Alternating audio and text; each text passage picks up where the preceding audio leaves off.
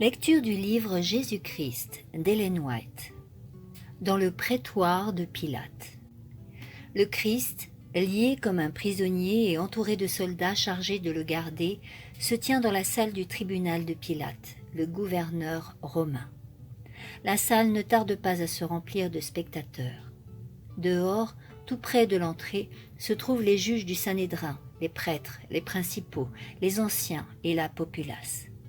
Après avoir condamné Jésus, le conseil du Sanhédrin s'était adressé à Pilate pour qu'il confirmât et exécutât la sentence. Ces fonctionnaires juifs se gardaient bien d'entrer dans le prétoire romain. Au terme de la loi cérémonielle, cela eût constitué une souillure, ayant pour effet de les empêcher de prendre part à la fête de Pâques. Ils ne voyaient pas dans leur aveuglement qu'une haine sanguinaire avait déjà souillé les cœurs, et qu'en rejetant le Christ, le véritable agneau pascal, cette grande fête perdait pour eux toute signification.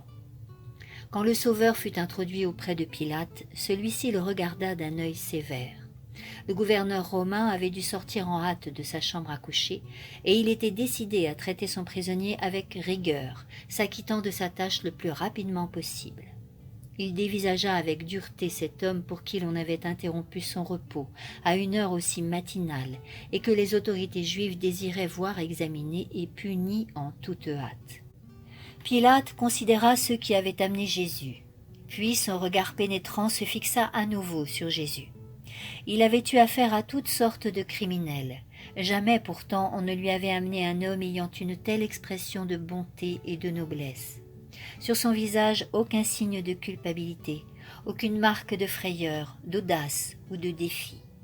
Pilate avait devant lui un homme à l'attitude calme et digne, qui, loin de porter l'empreinte du crime, reflétait au contraire quelque chose de céleste. L'extérieur du Christ produisit sur Pilate une impression favorable qui réveilla ce qu'il y avait de meilleur en lui. Il avait entendu parler de Jésus et de ses œuvres. Sa femme l'avait entretenu des actes étonnants accomplis par le prophète galiléen qui guérissait des malades et ressuscitait des morts. Ces choses revinrent comme un songe à l'esprit de Pilate. Il se rappela les rumeurs qui lui étaient parvenues de différentes sources.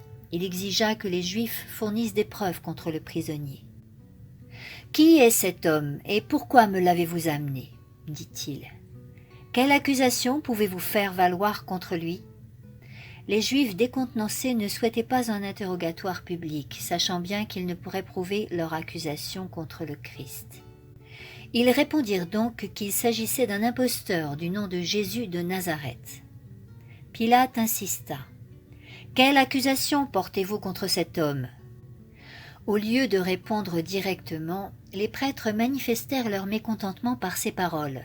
« Si ce n'était pas un malfaiteur, nous ne te l'aurions pas livré. » Lorsque des membres du Sanhédrin, les premiers hommes de la nation, t'amènent un homme qu'ils jugent digne de mort, est-il besoin de demander de quoi cet homme est accusé ?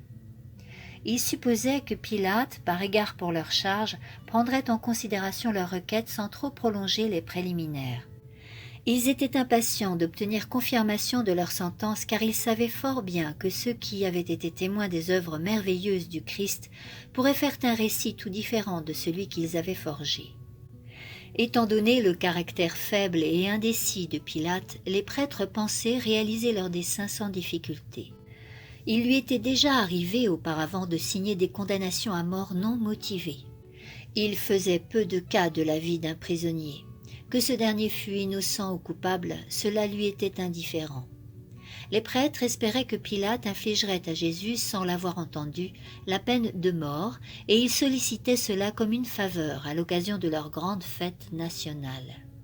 Mais il y avait en ce prisonnier quelque chose qui retenait Pilate et l'empêchait d'agir ainsi. Il devinait le dessein des prêtres et se rappelait que peu de temps auparavant, Jésus avait ramené à la vie Lazare, enseveli depuis 4 jours. Il voulait donc, avant de signer la sentence de mort, savoir de quelles accusations Jésus était chargé et connaître les preuves justifiant celles-ci. « Si votre jugement suffit, dit-il, pourquoi m'amenez-vous le prisonnier ? Prenez-le vous-même et jugez-le selon votre loi. » Les prêtres durent alors avouer qu'ils l'avaient déjà condamné et qu'il leur fallait l'approbation de Pilate pour rendre valide leur condamnation. « Quel a été votre verdict ?» demanda Pilate. La mort, répondirent-ils, mais il ne nous est pas permis de faire mourir personne. Ils demandaient à Pilate de reconnaître sur leurs paroles la culpabilité du Christ et de donner force de loi à leur arrêt. Il prendrait la responsabilité du reste. Pilate n'était pas un juge consciencieux et juste, mais si grande que fût sa faiblesse de caractère, il ne voulait condamner Jésus que si une accusation valable était produite contre lui. Les prêtres se trouvaient dans une impasse, comprenant qu'ils devaient cacher leur hypocrisie sous le voile le plus épais. Il ne fallait pas laisser voir que le Christ avait été arrêté pour des motifs religieux. Autrement, leur poursuite n'aurait aucune valeur aux yeux de Pilate. Il fallait donner à entendre que Jésus agissait contre la loi commune et qu'il pouvait être puni pour un délit politique. Des tumultes et des insurrections éclataient à tout moment parmi les Juifs contre le gouvernement romain. Les Romains avaient coutume d'exercer une répression implacable pour étouffer dans l'œuf toute tentative de révolte. Quelques jours auparavant, les pharisiens avaient essayé de prendre Jésus au piège en lui posant cette question. Nous est-il permis de payer l'impôt à César ou non? Mais Jésus avait démasqué leur hypocrisie. Les Romains qui se trouvaient présents avaient assisté à la défaite totale de ces intrigants grâce à sa réponse. Rendez donc à César ce qui est à César et à Dieu ce qui est à Dieu. Les prêtres prêtèrent au Christ la réponse qu'ils avaient espéré obtenir de lui et pour sortir d'embarras, ils firent appel à de faux témoins. Alors ils se mirent à l'accuser en disant « Nous avons trouvé cet homme, soulevant notre nation, défendant de payer le tribut à César et se disant le Christ, le roi. » 3 accusations, toutes moins fondées les unes que les autres. Les prêtres le savaient bien, mais ils étaient décidés à atteindre leur but, fût-ce au prix d'un parjure. Pilate pénétra leur intention. Il ne croyait pas que le prisonnier eût conspiré contre le gouvernement.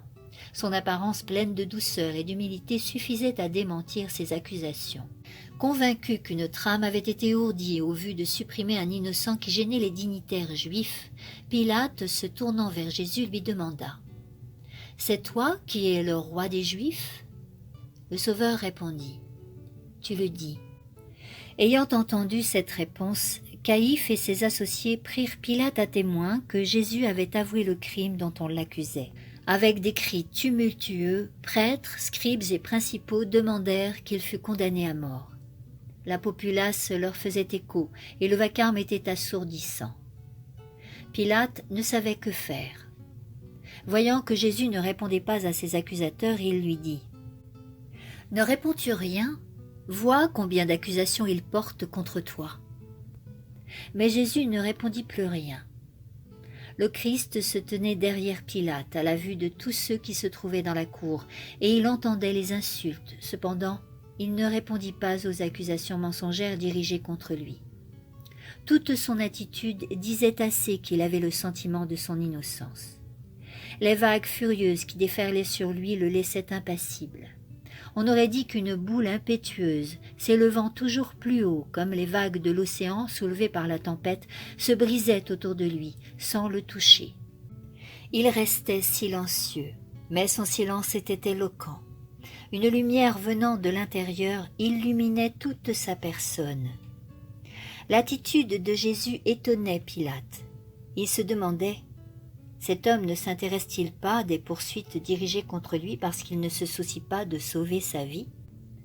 Voyant Jésus supporter les injures et les moqueries sans se défendre, il sentait bien que l'accusé ne pouvait être coupable comme le prétendaient les prêtres en fureur.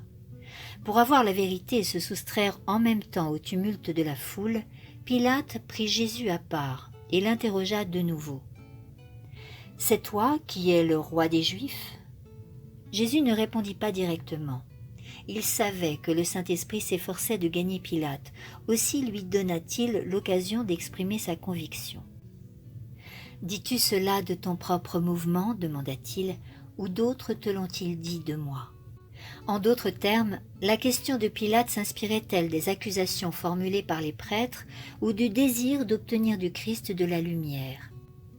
Pilate comprit, mais un sentiment d'orgueil s'éleva en son cœur. Il n'avoua pas la conviction qui s'était emparée de lui. « Suis-je juif ?» dit-il. Ta nation et les principaux sacrificateurs t'ont livré à moi.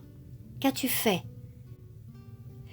Pilate avait laissé passer une occasion unique. Néanmoins, Jésus ne voulut pas le laisser sans lui donner plus de lumière.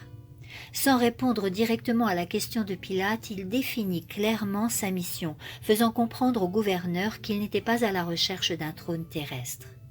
« Mon règne n'est pas de ce monde, dit-il. Si mon règne était de ce monde, mes gens combattraient pour que je ne fusse pas livré aux Juifs. Mais maintenant, mon règne n'est pas d'ici-bas. » Alors Pilate lui dit, « Tu es donc roi ?» Jésus répondit, « Tu le dis, je suis roi. Voici pourquoi je suis né et pourquoi je suis venu dans le monde. C'est pour rendre témoignage à la vérité. Quiconque est pour la vérité fait toute ma joie. » Le Christ déclare que sa parole est la clé du mystère pour ceux qui sont préparés à le recevoir. Cette parole se recommandait elle-même, et le secret des progrès du royaume de vérité résidait dans la puissance de cette parole. Jésus désirait faire comprendre à Pilate que son âme ruinée ne pouvait être restaurée qu'à une condition, recevoir et s'approprier la vérité. Pilate désirait connaître la vérité. Il y avait de la confusion dans son esprit. Il écoutait attentivement les paroles du Sauveur et un vif désir naissait en son cœur de savoir ce qu'était vraiment la vérité et comment il pourrait l'obtenir. « Qu'est-ce que la vérité ?» demanda-t-il. Mais il n'attendit pas la réponse.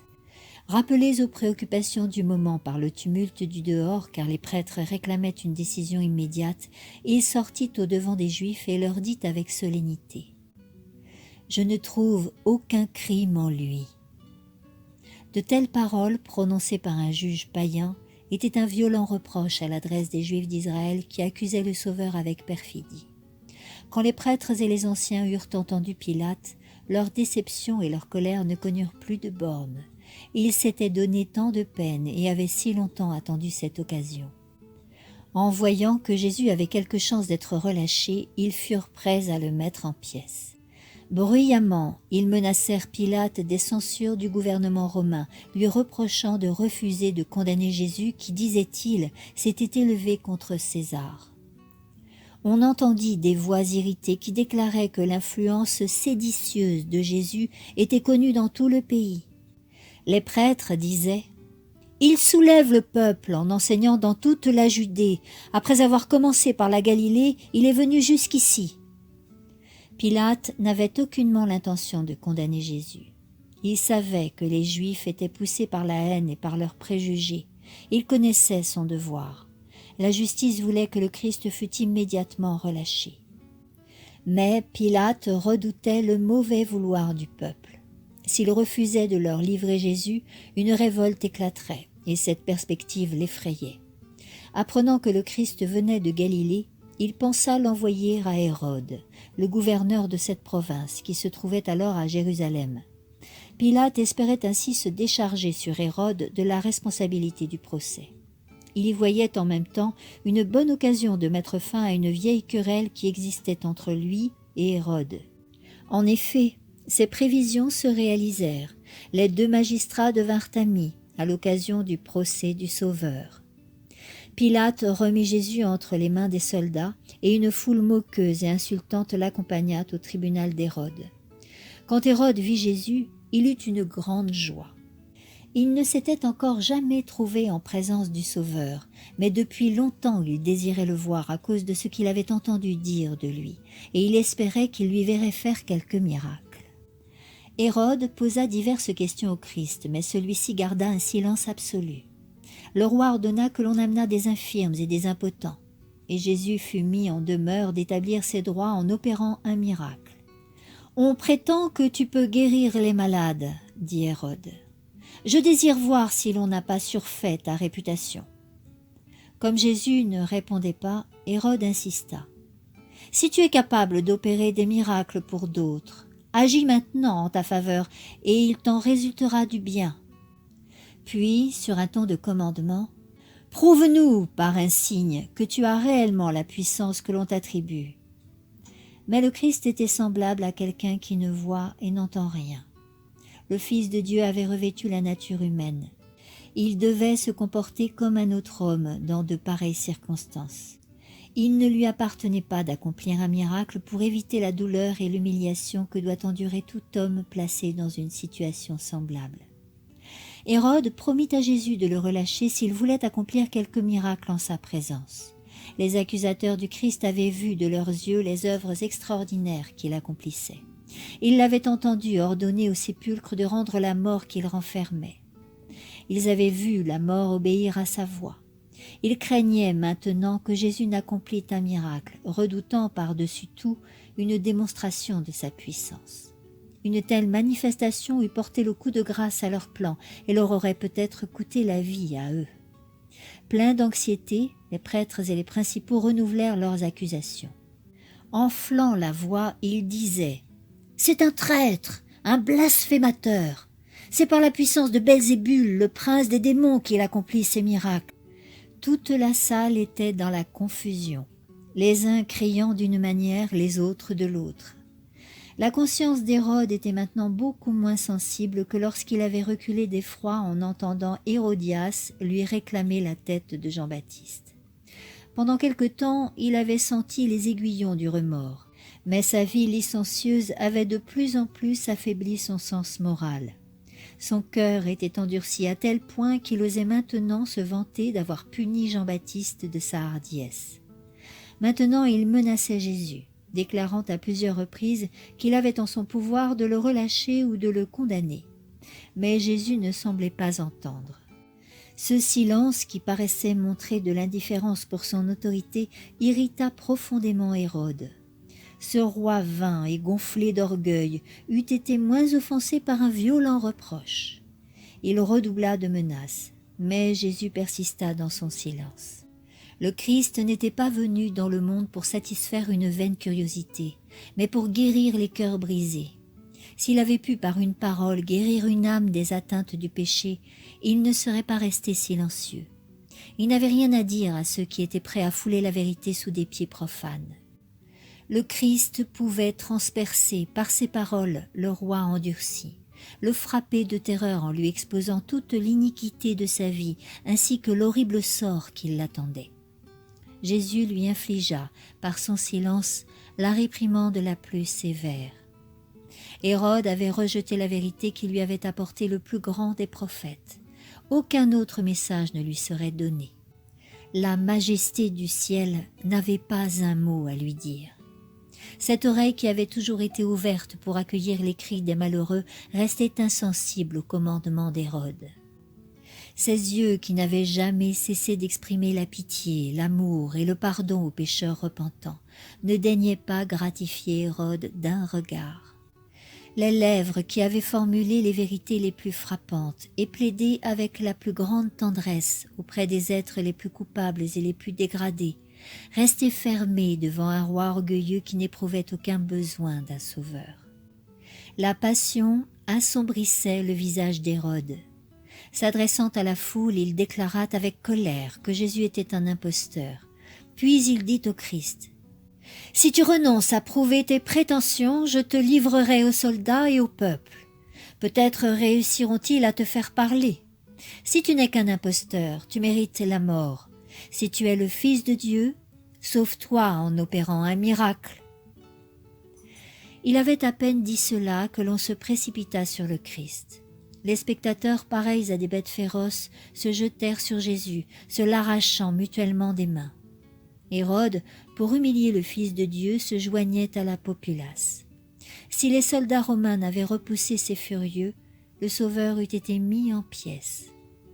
Alors Hérode, ainsi que les gens de sa garde, le traita avec mépris et se moqua de lui.